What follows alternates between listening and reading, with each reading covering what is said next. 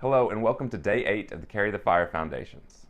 In Lesson 4, we began looking at training as a way of life by taking a deep dive into physical training practices.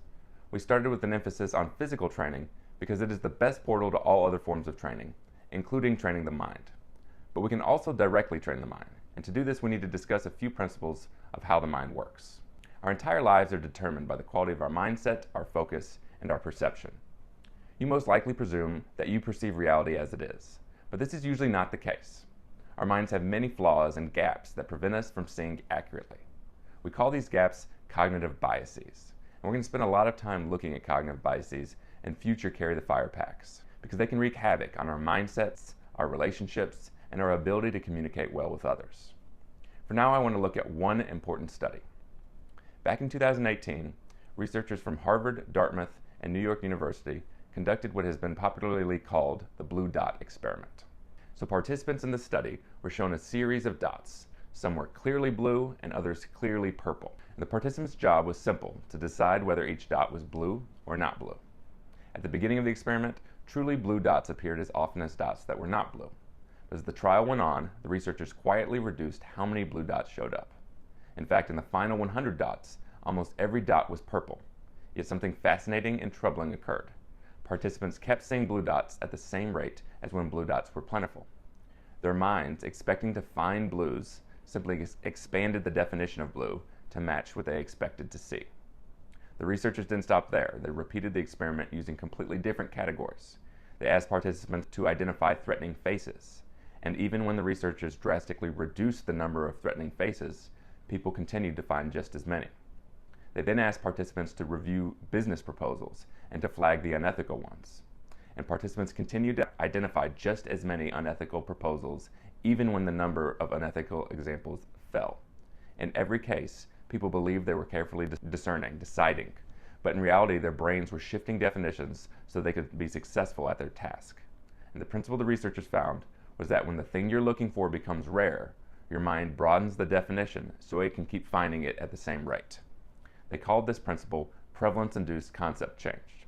And as they explained, from low-level perception of color to higher-level judgments of ethics, there's a robust tendency for perceptual and judgmental standards to creep when they ought not to. All right, and so when our definition creeps, we begin to find problems that aren't actually there. We begin to find things that aren't actually there. I encourage you to pause and think about where you may have seen this play out in your own life, in your own relationships, or in the broader culture. This study is really where that term concept creep comes from. There are two major takeaways from this blue dot experiment that I'm going to emphasize here today. First, we do not always see reality as it is. This is going to become more and more clear as we go. What we perceive is filtered through a narrow, distorted lens. It's shaped by expectation, habit, and the narrow sliver of reality that we pay attention to. And second, the mind tends to find whatever it looks for. And that matters because our mind tends to default to looking for what is wrong. And to understand why, all right, we're going to return to our hunter-gatherer past. Have you ever turned a corner thinking you were alone, only to suddenly see someone and jump, even if you know that person well? Or maybe you've noticed something move in your peripheral vision and you felt a sudden surge of fear, only to realize it was just cardboard blowing in the wind. Your heart rate spikes, you feel a little foolish, but that overreaction is not a flaw, it's a feature. For most of human history, that reaction kept people alive. Imagine a hunter-gatherer hearing a rustle in the bushes. Some might assume it was just the wind, and most of the time they'd be right. But eventually they'd be wrong, and it would be a lion, and they would be eaten. And those who were quicker to scan for danger, and who presumed rustling bushes could be dangerous, were more likely to live and pass on their genes. So over thousands of generations, human nature became better tuned to notice threat, error, and risk. And that bias kept us alive in the hunter-gatherer world that our bodies expected to be born into. But like so many of our instincts, it doesn't serve us perfectly today. Let me show you something else about your mind. I want you to take a moment and look around you and find everything that is brown. So start scanning. Find everything that is brown that's around you right now. Really look for it. See and take note of everything brown. Now close your eyes. Keep them closed as I ask you a question. What do you remember that was blue? Open your eyes now and look for the blue. You were an expert on brown. You were even seeing brown where it didn't exist, calling beige and tans brown. But you almost certainly missed a lot of blue. And that's how the mind works. It finds what it seeks and filters out nearly everything else. The same thing happens when you buy a new pair of shoes. Suddenly you start to notice other people wearing the same style of shoe everywhere you go. or when you or your family gets a new car and you start seeing that model all over town. Those things were always there. Your brain just wasn't trained to notice them yet. In every moment, there are millions of inputs you could be paying attention to, but your brain can't hold them all. If it tried, it'd be overwhelmed. So instead, it filters. In that sense, your brain is less a recording device and more of like a spotlight. So the real question becomes, what does your brain decide is worth noticing? Yes, it's going to scan for threats, but beyond that, it notices whatever it has been trained to notice, whatever you've primed it to see. A part of your brain called the reticular activating system acts as a filter, highlighting whatever your life experiences have conditioned you to notice. And whether you realize it or not, in every moment your attention has already been trained.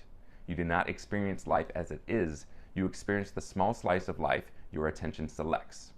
And if you are not intentional about training your attention, it will be trained for you by your environment. Advertisements train you to notice what you lack. They are experts at hacking how your brain works. Social media trains you to fixate on outrage, comparison, and novelty. The videos and entertainment that you watch train you to notice very specific parts of reality.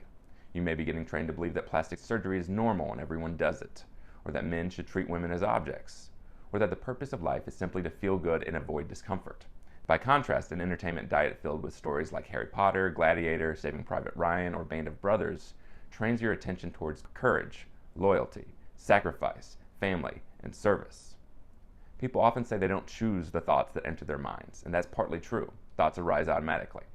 But the thoughts that arise most often come from what you repeatedly expose yourself to. If you lived in a different time and place, you'd have completely different thoughts. Likewise, you experience the same events very differently than people around you do, because your minds have been conditioned by different experiences. Thoughts come from what we expose ourselves to.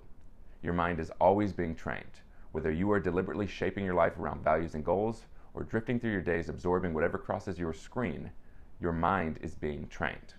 You don't see reality, you see the small slice of reality that your attention has been trained to notice. And once you understand that, you are no longer powerless. You are responsible. As the Blue Dot experiment showed us, if you train your mind to look for what's wrong, you will always find it. If you train your mind to look for what you lack, you will always find it. But here's the truth. In every moment, what's wrong is available, and so is what is right. What's right is all around you. You live in abundance and stability that kings and queens couldn't have imagined a few hundred years ago. You are loved. You are well fed. You can learn virtually anything with just a few keystrokes. You live in a place built upon the expectation that you have rights, that the government can't just show up today and force you to move 1,000 miles away. You expect the government to provide things like roads and schools and protection. And someone cares enough about you to invest in doing this program with you. What is wrong is always available, and so is what is right. So here's the question to sit with today. What is your attention training you to see? And who is it quietly shaping you into? Because whether you choose it or not, your mind is being trained every day. So let's do the training. I have 2 practices I'm going to ask you to take on. But first, good news, you can stop your 6 days per week of cold showers. In place of that fun willpower exercise, you're now going to begin a simple gratitude or prayer practice. Gratitude can sound hokey, so to be clear, gratitude is not forced positivity. Gratitude is simply attention training. Gratitude teaches the mind to notice all that is good around you. It primes you to filter for what is good, to carry more positive energy, and to see more opportunity. This matters because optimistic people, not phony people, but those grounded, realistic optimists, are better leaders, healthier, more resilient, and more effective leaders. Not delusional, not naive, but capable of handling challenges without being consumed by them. You've probably met plenty of pessimists as well as optimists. You know negative people whose energy drains a room, energy vampires they call them. You know those who catastrophize and feel victimized by every challenge, who assume the worst will always happen, and who spend their lives building bridges for rivers they never cross. And then there's the type of person whose presence lifts others, who seems lucky because they always make themselves so, who meets difficulty with confidence, not panic, and whose energy and conviction are contagious. Take Thomas Edison. At 67 years old, a massive fire destroyed 10 buildings at his West Orange laboratory. His life's work was literally burning to the ground. Instead of panicking, Edison told his son, "Go get your mother and all her friends. They'll never see a fire like this again." He saw opportunity and awe where others would only see catastrophe. The next day, he began rebuilding, and that same year, he made 10 times what he had lost in the fire. You can't expect that kind of emotional steadiness to appear by accident. it must be trained long before the crisis arrives. And that's why you'll now practice gratitude daily. I'll have a practice for you in the supplementary materials. The second thing I will ask you to do this week is this. Take some time this week to take a ruthless inventory of your inputs. What you watch, read, listen to, and talk about is shaping your mind. Whether you intend it to or not, who you are, the values, mindset, and beliefs you expose yourself are training your mind. There's a Cherokee story that captures this perfectly. An old Cherokee chief was teaching his grandson about life. "There's a fight going on inside me," he said. "A fight between two wolves.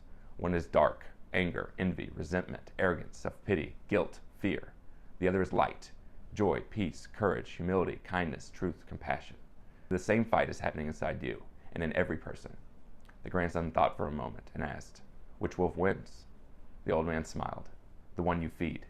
What you repeatedly notice is what you feed, and what you feed is what you become. So this week, take stock, because attention is training, and training shapes your destiny."